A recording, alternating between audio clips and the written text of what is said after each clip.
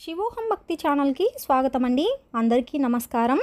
2024వ సంవత్సరంలో మౌని అమావాస్య లేదా చొల్లంగి అమావాస్య గురించి, అమావాస్య తిథి, స్నాన సమయము, పూజా సమయముల గురించి, స్నాన సమయమున పఠించవలసిన మంత్రము, అమావాస్య రోజున పాటించవలసిన విధి విధానాల గురించి తెలుసుకుందామండి.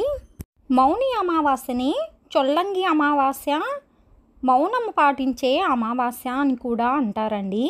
2024వ సంవత్సరంలో మౌని అమావాస్య లేదా చొల్లంగి అమావాస్య శ్రీ శోభకృత్నామ సంవత్సరం, ఉత్తరాయణం, పుష్యమాసం, కృష్ణపక్షం, హేమంత ఋతువు, చతుర్దశి, 9 2024 శుక్రవారం. అమావాస్య తిథి ప్రారంభ సమయం ఫిబ్రవరి 9 2024 శుక్రవారం ఉదయం 8 గంటల 2 నిమిషములకు ప్రారంభమవుతుందండి. అమావాస్య తిథి ముగింపు సమయం ఫిబ్రవరి 10 2024 శనివారం తెల్లవారుజామున 4 గంటల 28 నిమిషములకు ముగుస్తుందండి. స్నానం ఆచరించవలసిన సమయం ఫిబ్రవరి 9 2024 శుక్రవారం ఉదయం 6 గంటల 37 నిమిషముల లోపు. పూజా సమయం ఫిబ్రవరి 9 2024 శుక్రవారం ఉదయం 5 గంటల 49 నిమిషముల నుండి ఉదయం 6 గంటల 37 నిమిషముల లోపు. వీలు కాని వారు ఉదయం 7 గంటల 13 నిమిషముల నుండి ఉదయం 8 గంటల 49 నిమిషముల లోపల మరియు ఉదయం 9 గంటల 35 నిమిషముల నుండి మధ్యాహ్నం 12 గంటల 38 నిమిషముల లోపల పూజను ఆచరించాలండి.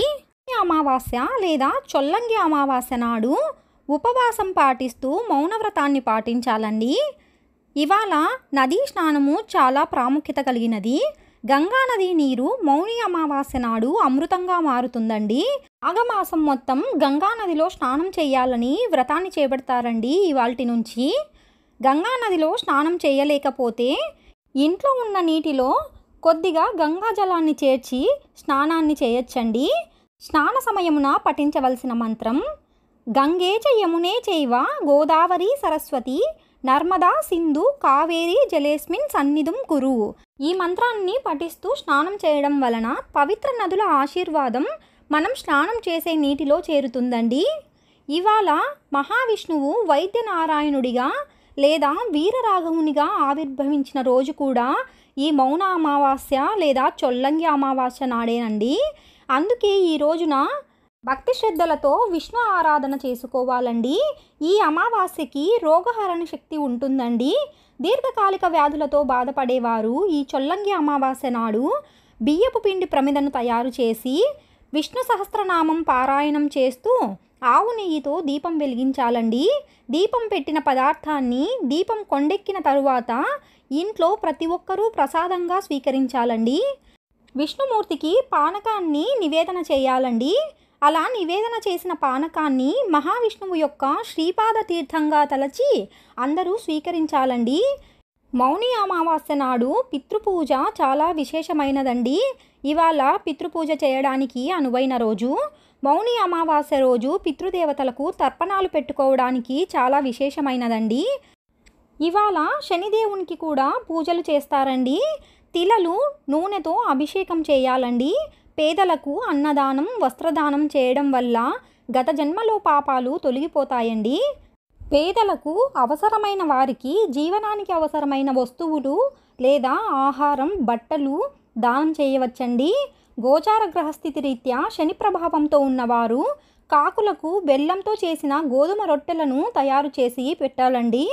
పశుపక్షాదులకు త్రాగడానికి నీటిని ఏర్పాటు చేయాలండి.